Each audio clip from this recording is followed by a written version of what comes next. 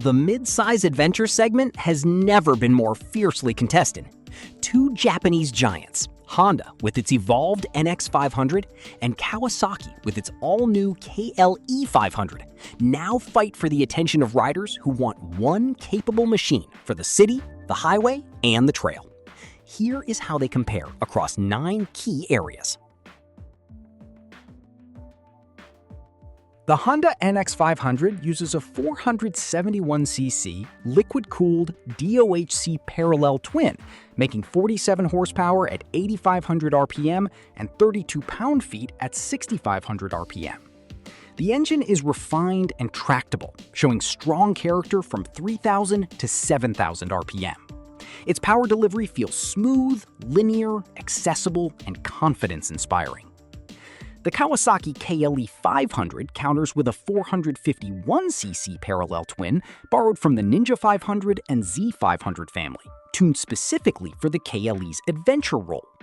It produces 51 horsepower, peaking at 10,000 RPM and 31.7 pound-feet of torque at 7,500 RPM.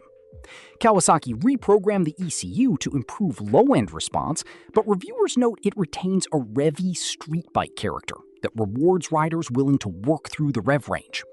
The KLE500 has the power edge on paper. The NX500 has the torque advantage at lower revs. Honda wraps the NX500 in a steel diamond tube mainframe with 4 engine mounts. This design, refined during the NX500 development, features a 27.5-degree rake, 108 millimeters of trail, and a 1,445 millimeter wheelbase. These numbers balance urban agility and highway stability. Kawasaki uses a high-tensile steel trellis frame for the KLE500. The engine acts as a stressed member, lowering the center of gravity. The rear frame is reinforced for 3-case luggage. The 1,555 millimeter wheelbase, 61.2 inches, is longer, providing a stable feel off-road and on the highway. The NX500 uses a 41mm Showa SFF BP USD fork and a ProLink monoshock with 5 preload settings. The suspension is sorted and fits light gravel and rough urban roads rather than tough trails. The KLE500 suspension stands out. KYB cartridge-type inverted forks and a new Unitrack rear suspension deliver 210 millimeters of front and 196 millimeters of rear wheel travel. Stepless preload adjustment and 7.3 inches of ground clearance empower off-road riding. The KLE suspension draws from Kawasaki's KX motocross line, enabling it to handle serious trail bumps easily. Honda fits the NX500 with cast aluminum 5-spoke wheels, 19-inch front and 17-inch rear, trail pattern tubeless tires, and twin 296mm front discs with dual-piston Nissan calipers provide strong braking. A 240mm rear disc with a single-piston caliper and dual-channel ABS is standard. Excellent for mixed roads and light gravel. Cast wheels limit serious off-road tire choices. The KLE500 takes a more committed approach. Spoked wheels with a 21-inch front and 17-inch rear, fitted with IRC GP410 dual-sport tires. The spoked rims are tube-type, which has drawn some criticism online, but in practice, they absorb impacts far better than cast wheels off-road. Braking uses a single 300mm front disc and a 230mm rear disc with switchable ABS. The 21-inch front wheel noticeably improves steering over obstacles and loose surfaces. The NX500 stands out in technology. The 2026 model adds Honda's e-clutch system, letting riders change gears without the clutch lever while retaining conventional use. E-clutch re-engages within a second and works across commutes and trails. Features include Honda selectable torque control, a 5-inch TFT screen, Honda Road Sync navigation, and a backlit 4-way toggle. All lighting is LED. The base KLE500 is far more Spartan. An LCD display, switchable ABS, and no traction control, no riding modes, and no smartphone integration. The SE version elevates things considerably with a 4.3-inch TFT color screen and smartphone connectivity, but still lacks traction control, a notable omission in this segment. The KLE's tech gap versus the NX500 is real and relevant. Honda designed the NX500 around what it calls an everyday crossover brief. The 830mm seat height is accessible, the wide tapered handlebar is intuitive, and the upright position reduces fatigue on long journeys. A 4.7-gallon tank and fuel consumption of approximately 3.6 liters per 100 kilometers, or 65 miles per gallon, give it a range of around 480 kilometers or 298 miles per gallon per fill-up. The windscreen provides decent protection, and the overall package feels city-friendly without sacrificing touring comfort. The KLE500 is taller, an 860mm standard seat height, and borrows ergonomic lessons from Kawasaki's KX off-road range, positioning the bars and pegs for standing riding as well as seated. 4 seating configurations are possible with optional seat accessories, including a low seat that brings the height down for shorter riders.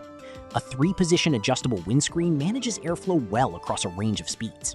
The KLE's 16-liter tank is smaller than the NX500, but strong fuel economy still delivers a competitive touring range. At approximately 196 kilograms, 432 pounds wet, the NX500 is a manageable, slim machine that is easy to maneuver in traffic. Its narrow turning circle of just 2.4 meters makes it remarkably city-friendly. On the road, it flows effortlessly through corners, feeling light and responsive without being nervous.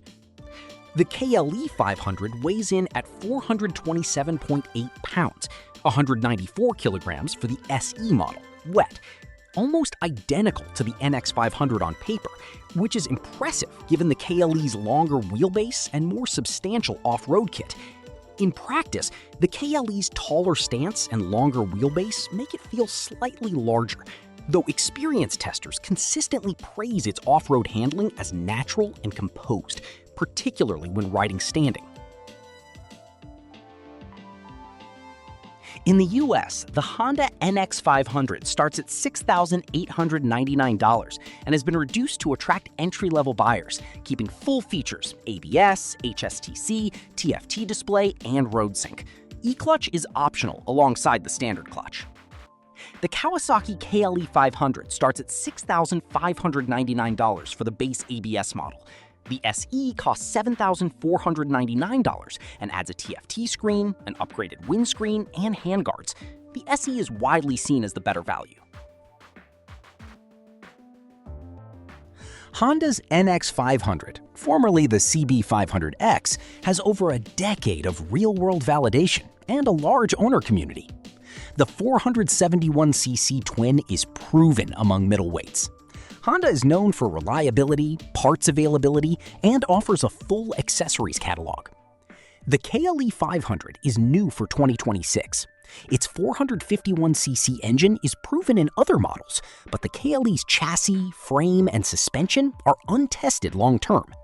Kawasaki has a strong dealer network and adventure bike heritage, but first-year ownership of a new model brings some uncertainty.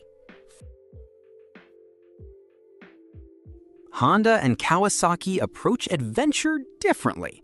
The NX500 is polished, advanced, and accessible. Its e-clutch is groundbreaking for A2 riders. Combined with HSTC, TFT, proven reliability, and comfortable ergonomics, it's one of the segment's most complete packages. It's ideal for urban commuting, touring, and light trails. The KLE500 is the more authentic adventure bike. Spoked wheels, 21-inch front, class-leading suspension, and trellis frame make it more capable and confident off-road. If gravel, forest tracks, and dual sport rides are priorities, the KLE500 SE is the more capable and exciting option.